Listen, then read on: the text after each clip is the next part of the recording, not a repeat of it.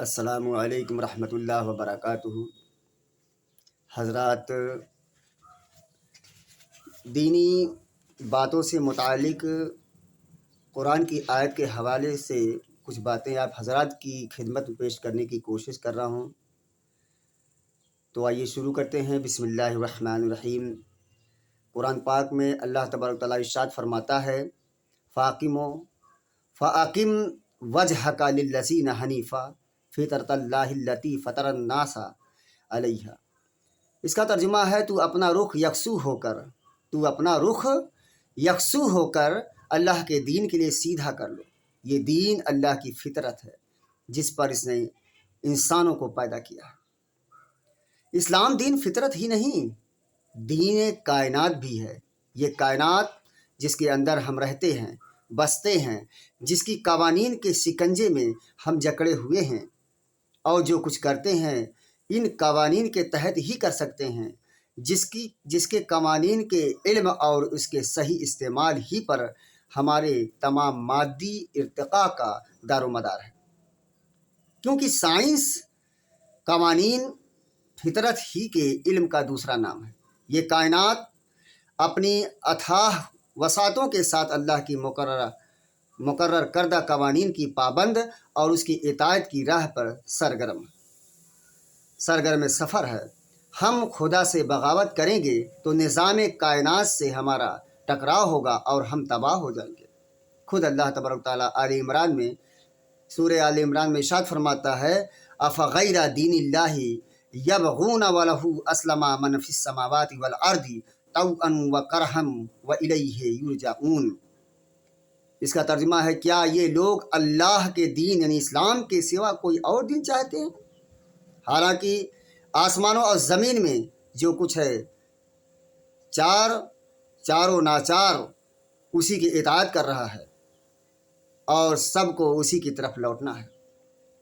ایک اور پہلو سے غور کیجئے کہ اللہ نے ہم انسانوں کو بے پناہ صلاحیتیں اور قوتیں اور بے انتہا ذرائع و وسائل بخشے ہیں۔ ان سے ہم دنیا اور نوع انسان کی تعمیر و ترقی کا کام بھی کر سکتے ہیں اور تباہی و بربادی کا بھی کام کر سکتے ہیں۔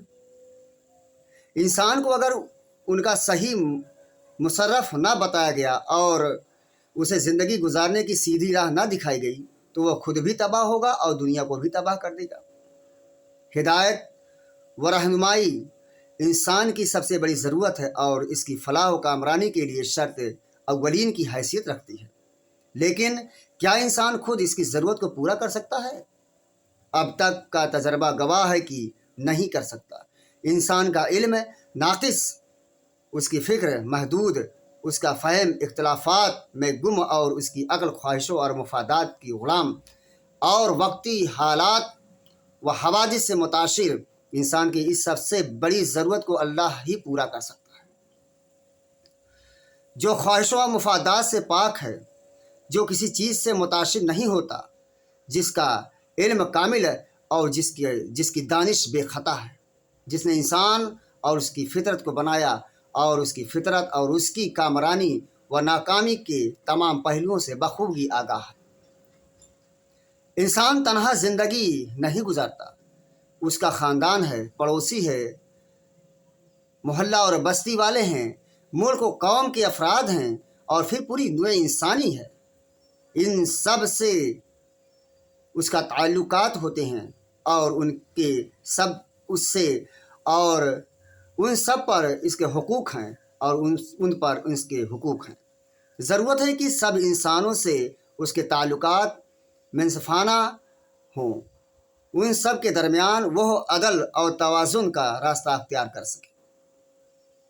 اس کے پاس ایسا نظام زندگی چاہیے جو اس کے خاندان کے، اس کے سماج اور اس کی قوم کے اور پوری نوع انسانی کے لیے عدل، رحمت اور ترقی و کامرانی کا ضامن ہو، جس میں تمام انسانوں کے تمام مسائل کا حل ہو اور جس میں انسان کے ظاہر و باطن، جسم، روح، قلب و دماغ، فرد اور سوسائٹی، مرد و عورت، سرمایہ دار اور مزدور، حاکم اور محکوم کا، لے اور کالے گورے، سب کے لیے سکون، امن کا، کامرانی و ترقی کا پورا سامان ہو۔ عقل انسانی آج تک اس ضرورت میں انسان کے کام نہ آ سکی اور نہ آئندہ آ سکتی ہے۔ یہی نہیں، آج تک انسانی عقل انسان کو انسان بنانے کا کوئی فارمولہ دریافت نہ کر سکی، اس کے دل میں کوئی ایسا خوف پیدا نہ کر سکی جو اسے حدود میں رکھے اور ہر حال میں ذمہ دار بنائے۔